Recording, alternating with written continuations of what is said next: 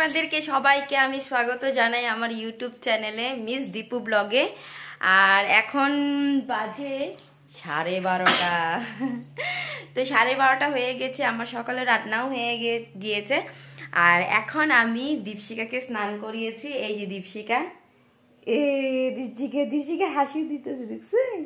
দীপশিকাকে স্নান করিয়েছি, এখন ওকে কাপড় পরাবো। তারপরে আমি দেখো, এই যে দেখো আমার নতুন ড্রেসিংটা, এটা আমার নতুন ড্রেসিং। এখানে আমি অনেক কিছু সাজাবো, আমার অনেক কাজ বাকি আছে। আজ এটাকে পুরো ফুল করব। আমার গডরেজে যত যা জিনিস আছে সবগুলো আজ আমি এটাতে সেট করব। তো আমার কাছে সত্যি বলতে একটুকু টাইম নেই। তো চলো ফটাফট আমি কাজ করি, আর তোমরা আমার পাশে থেকো কিন্তু। হ্যাঁ, দেখো আমি দীপশিকাকে স্নান টান করিয়ে ওকে রেডি করিয়ে দিচ্ছি। এখন দীপশিকা হয়তো ঘুমিয়ে পড়বে বা নাও ঘুমাতে পারে, এটা ওর মর্জি। কিন্তু আমার তো রোজের কাজ হয় এটা। দুপুরবেলা ওকে স্নান টান করিয়ে ফ্রেশ করিয়ে দিয়ে তারপরে এখন আমি আমার কাজে লেগে যাব। ওকে মুখে একটু ক্রিম ট্রিম লাগিয়ে টিপ দিয়ে সুন্দর করে সাজিয়ে নিব। আর দীপশিকা তো কিছু করতে পারে না, তাই আমাকে করে দিতে হয়। ওকে খাওয়ানো দাওয়ানো, লেট্রিন ছাপা করা, তারপর সব কিছু টোটাল আমারই করতে হয়। কিন্তু আমি এতে আমি বহুত খুশি যে ভগবান আমাকে একটা মানে সন্তান দিয়েছে, আমি মা হতে পেরেছি। চাই ও পারুক না পারুক, আমার কর্তব্য আমি পুরো করে যাব। পৃথিবীতে আসছে আমার একাই যেতে হবে, কেউ তো আমার সাথে যাব না। তাই আমি আমার কর্মটুকু আমি ভালো করে যাব। দেখো এখন আমি কাজে লেগে গেলাম। আমার দুপুরের কাজ ছিল, এই যে আমি সকালে একবার ঝাড়ু দিয়েছি, কিন্তু দুপুরে আবার ঝাড়ু দিব। আমি তারপর আর সময় পাবো না। তারপর আমি চলে গেলাম রান্নাঘরে। আমার কিছু রান্না বাকি ছিল, হাজব্যান্ড আসবো দুপুরে ভাত খেতে। তো আমি ওনার জন্য কিছু কচুর শাক করতেছিলাম। আবার আমি তোমাদের মাঝখানে একবার কচুর শাকের রেসিপি দিয়েছি। এবার এই রেসিপিটা আমি তোমাদেরকে দেখাবো না, কেন অলরেডি আমি দেখিয়ে ফেলেছি। তোমাদেরকে দেখাচ্ছি আমি কীভাবে কচুর শাক বানাই।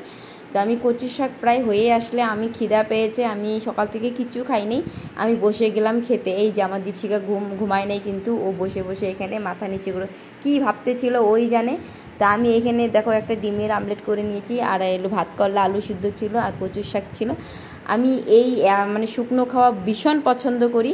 আর কিছুক্ষণ দেখলাম একটু বাইরে অনেক বাদরের মানে উৎপাত ছিল, সেগুলো আমি তোমাকে দেখাইতে পারছি না। এই যে দেখো, এই কয়দিন থেকে না আমাদের আশেপাশে অনেক বান্দরের অনেক উৎপাত হইতেছিল, মানে ভাবার বাইরে। এই দেখো ঝাঁকে ঝাঁকে ঝাঁকে ঝাঁকে কোথার থেকে যা আসছে আমরা কিছু বলতে পারি না। যাই হোক, তো তোমাদেরকে একটু দেখায়ও দিলাম। আর আমি এই যে লেগে গেলাম আবার আরেকটা কাজে। ভাত খাওয়া শেষ হওয়ার সাথে সাথে আমি এই যে আমি টর্দাগুলো এগুলো সব ধুয়ে দিয়েছিলাম। এখন আমি এক এক করে আমার বারিন্দার পর্দা লাগাবো, এখন আমি বেডরুমেও পর্দা লাগাবো। আর কি করব বলো তো, আমাদের নারীর কাজ হইলেও এইটা, সারাদিন এগুলোই করো। আর তথাপিও আমাদের স্বামীর কাছে নাম হয় না।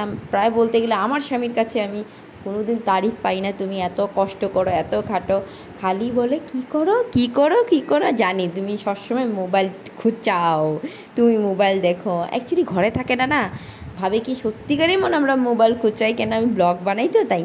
চলো যাই হোক, একটু কথা শুনতেও হয়। এক কান্দা শুনো আরেক কান্দা বার করে তো কোনো মনে করতে নাই।